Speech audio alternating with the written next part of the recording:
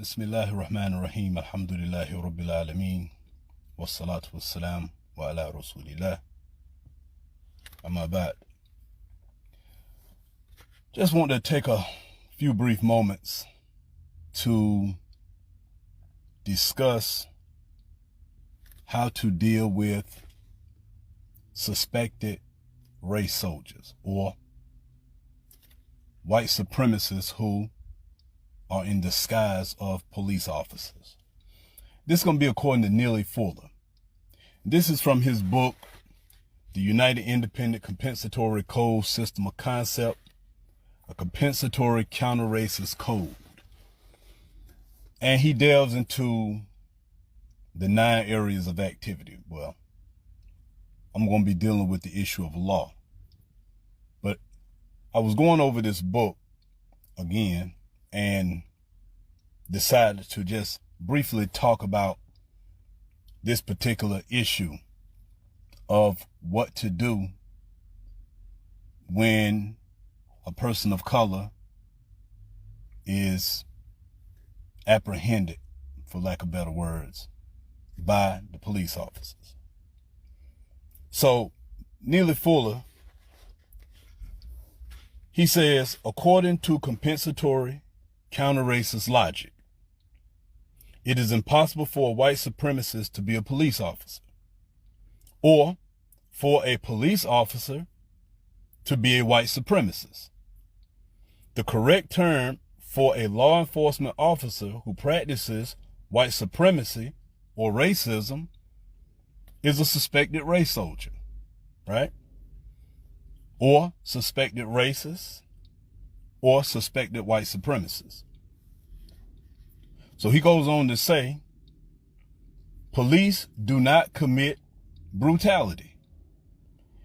Incorrect law enforcement officers do not commit brutality.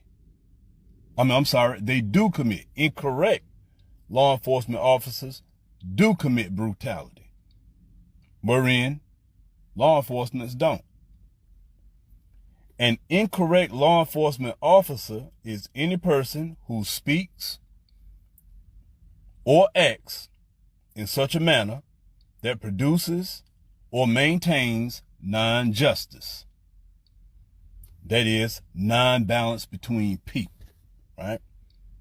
So this is his definition in the book of what a police officer is and isn't, and what an incorrect police officer is or isn't, right? So, moving along to the issue of when you find yourself in the presence of law enforcement, persons, and in general, interactions with them, do the following, right? Now, check out these 5 points that he goes into with regards to how you deal with law enforcement officials if you come into contact with them or if there's any type of interaction. And of course, he is talking to non-white people, right? So, he says, while in the presence of law enforcement persons, and he puts in inverted commas, law enforcement, and in your general interactions with them, do the following. Number one, very important. Be as calm and as courteous as you possibly can. This may or may not work, but this is his opinion. And Mr. Neely Fuller, being an older person, there's some wisdom behind remaining calm and courteous. You don't exacerbate the situation, right?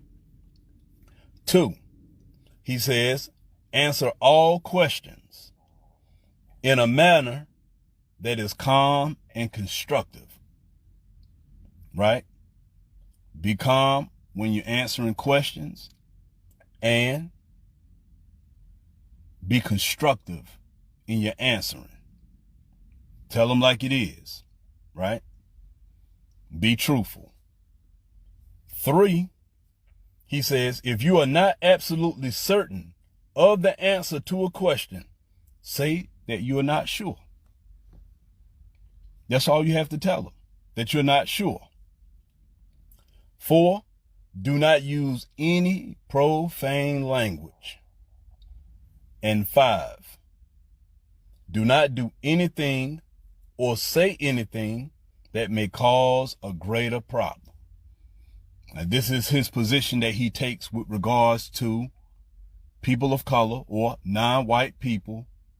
These are things that they should do if they find themselves in the presence of law enforcement. And one of the things that we see a lot on social media is the fact that many times we want to get into a challenging, confrontational,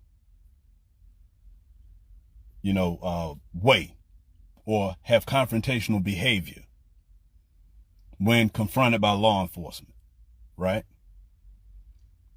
He's saying don't do that because, for the most part, this may agitate a suspected race soldier. And this may give the race soldier, in his mind or her mind, justification to cause psychological or bodily harm, right? So this is why it's not a good idea to ask a lot of questions with regards to,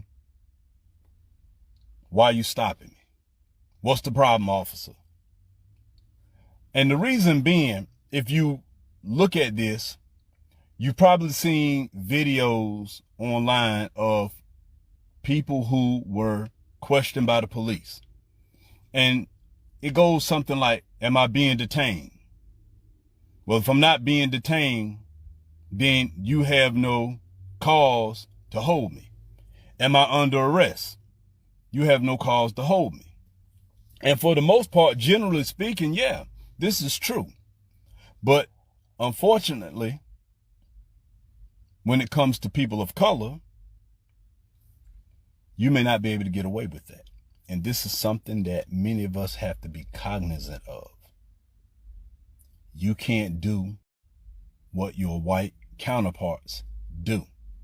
Although, legally speaking, you may be correct. That's the reality of the world that we live in. And I'm not saying we should bow down to it, but what I am saying is, if possible, do some of these things that he mentioned,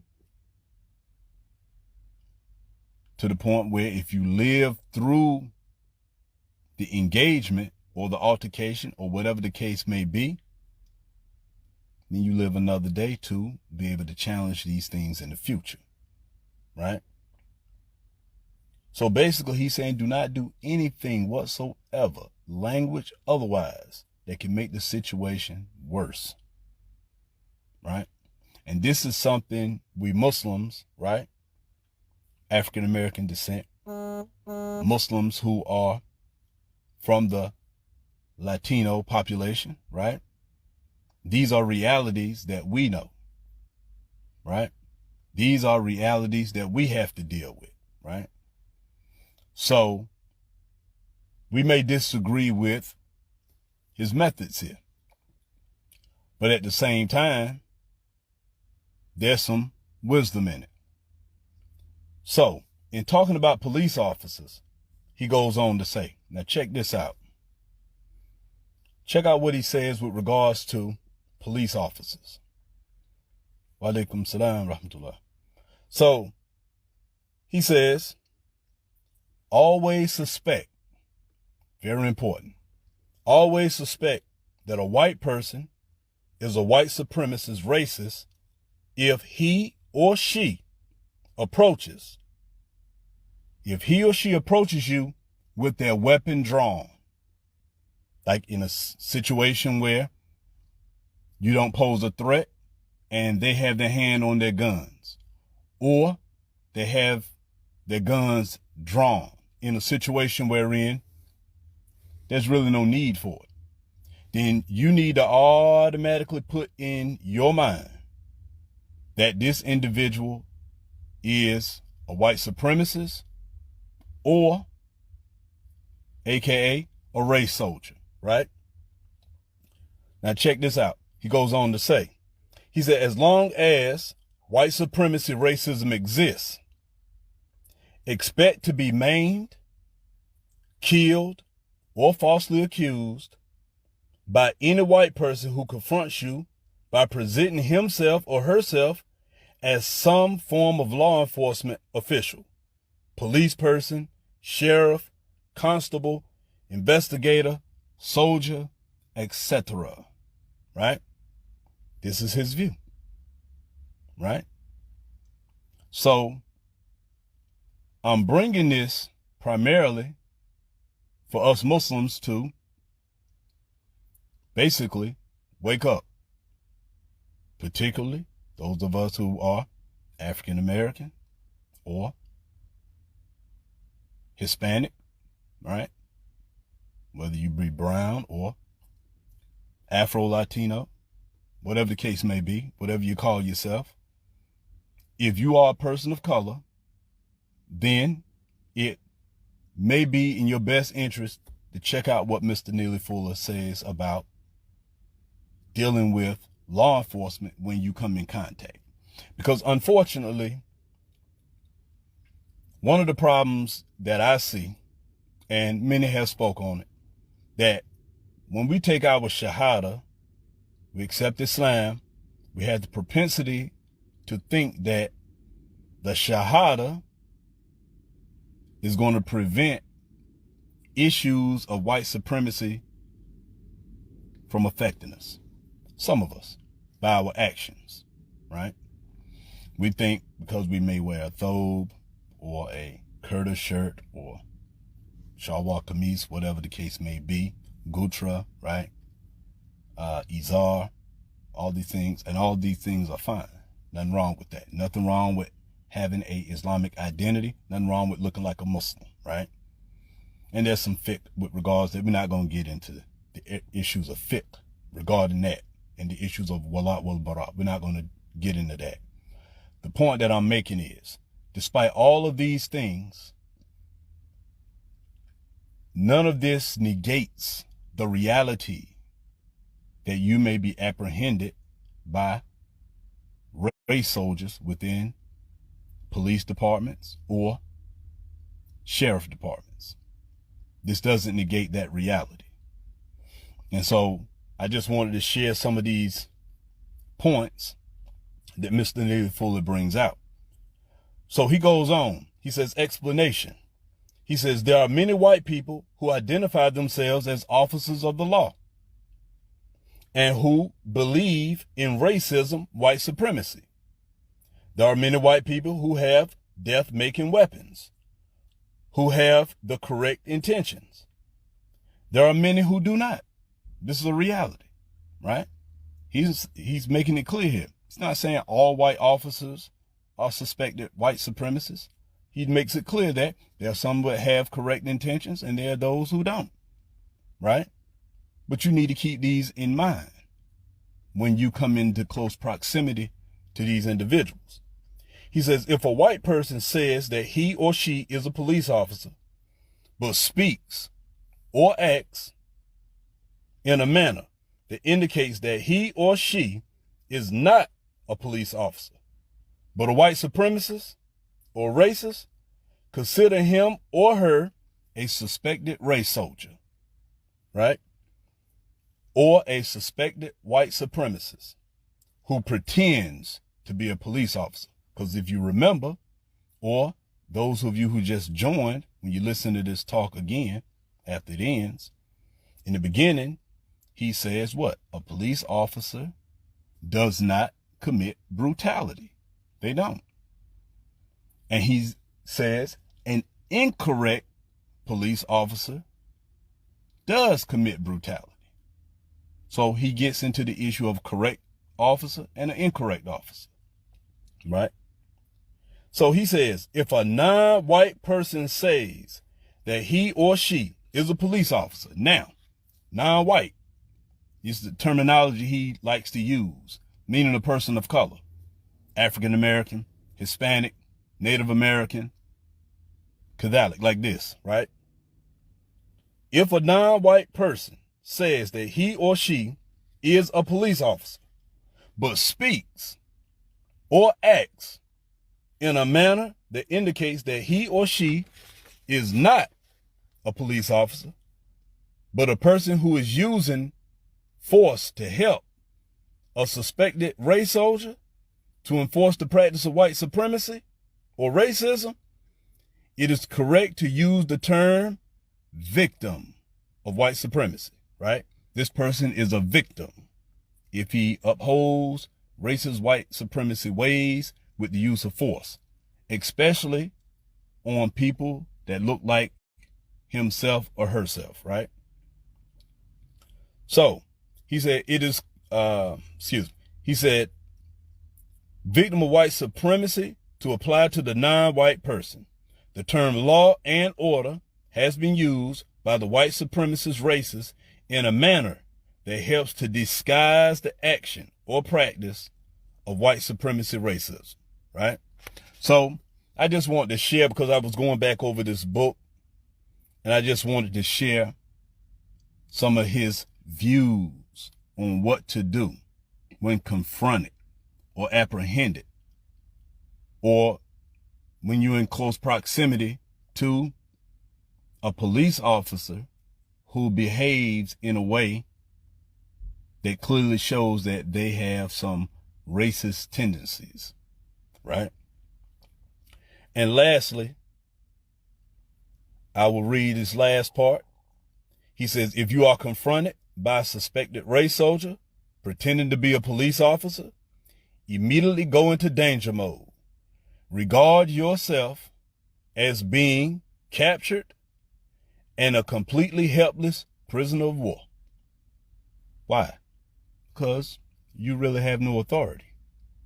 And I mentioned earlier, wherein you have some people who made videos, especially European Americans, that make videos on how to deal with the police when they falsely stop or falsely apprehend anyone, right? The problem with these type of videos is that it works for the European American, but the reality is it doesn't work for the African American or the Hispanic, right? It doesn't work. And you may find yourself beaten or killed trying to exercise that so-called right. So again, when they pull you over, show them your license, registration, comply, ask questions, right? Do it in a calm manner, answer their questions constructively, right? Don't come with the attitude, man, what you want? Or, officer, why you stopping? What's the purpose for you stopping me here? Hear what they got to say. Be nice. Many of us don't want to do that. I get it. But I have the propensity to agree with Mr. Neely Fuller here. Why? Because the situation can escalate quickly for us. You don't have the same rights. This is a reality. And in this issue, with regards to being able to exercise your right of not being detained by police officers, if you read the book, New Jim Crow, right? Michelle Alexander, right? She mentions this issue about, the police officers detaining people. For example, they stop you and they ask, can I search the car? You're like, no. And for real, that's your right, because they have to have a warrant. But what would they do? What would they do? They'll detain you. Yeah, am I under arrest? No. Okay, then I'm out. You try it. You try it, and you're a person of color. Try that, see how that works out for you. So it's best to comply. And if they apprehend you, like what he said here, consider yourself captured, prisoner of war, or whatever. Because why? This is something that is familiar to them. This is a behavior that they've participated in since what? The inception of the country. When you talk about runaway slaves, all the way until what? Law enforcement. These are realities, right? So, in closing, just a reminder, and I reiterate, Alhamdulillah, Allah has guided us to Islam, guided us to the Sunnah, Alhamdulillah, many of us, and many of us from amongst our people, from amongst the African Americans and the Hispanic population, many of us continue to say our Shahada, right? Alhamdulillah. It's a beautiful thing. But that Shahada, in no way, shape, form, or fashion, understand what I'm saying? Your Shahada in no way, shape, form, or fashion protects you from what? White supremacy, racism.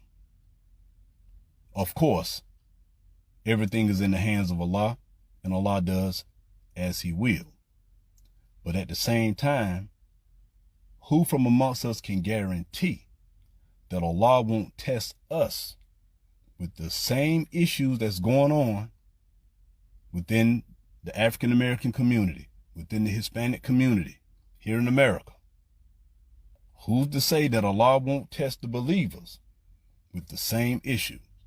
And don't forget, out of all the people who were shot and killed,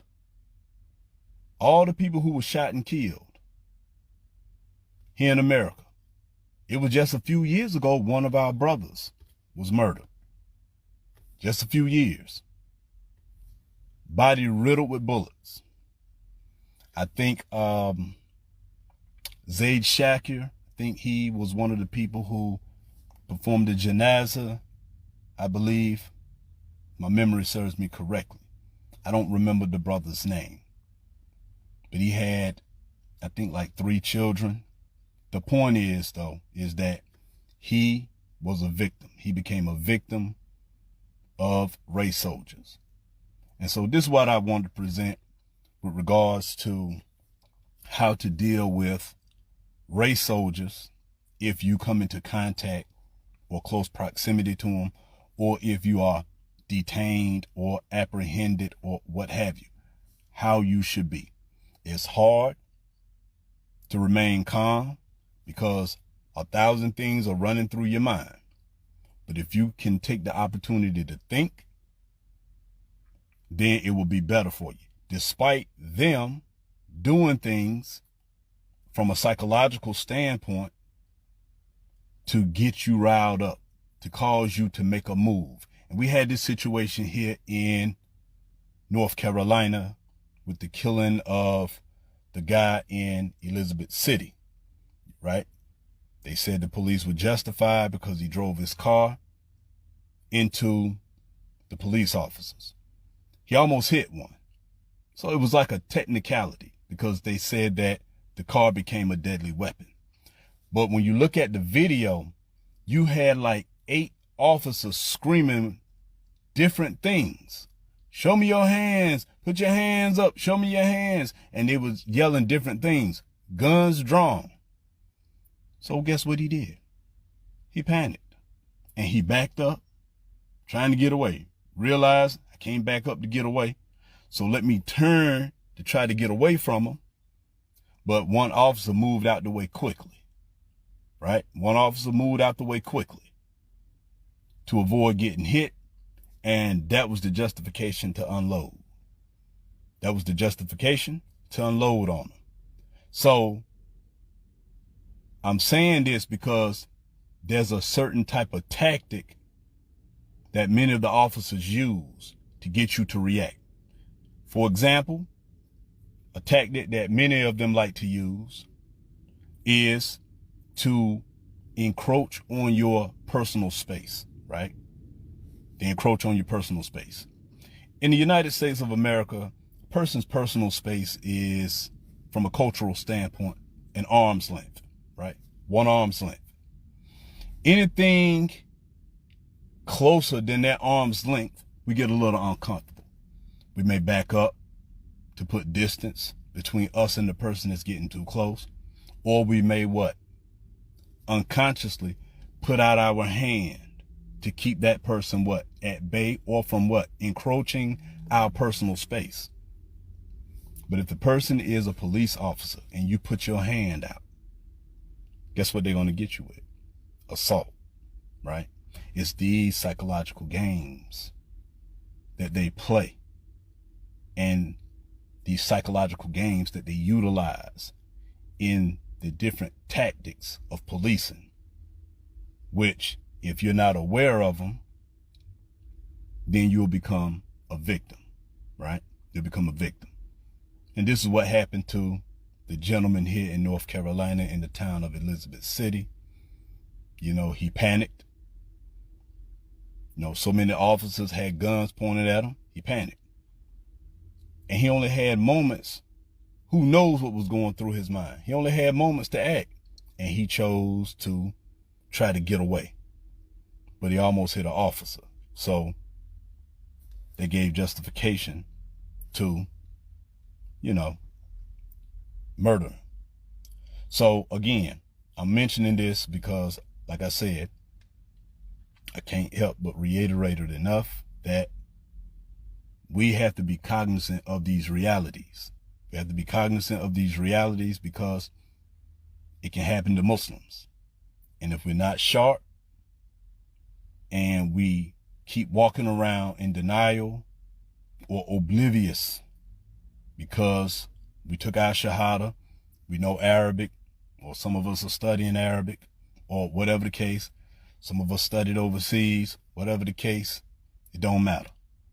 But if we're not cognizant, then the same thing can happen to us. We have to be cognizant, and we have to teach our children and grandchildren and how to deal with the police officers if they come into close proximity. So this is what I want to present.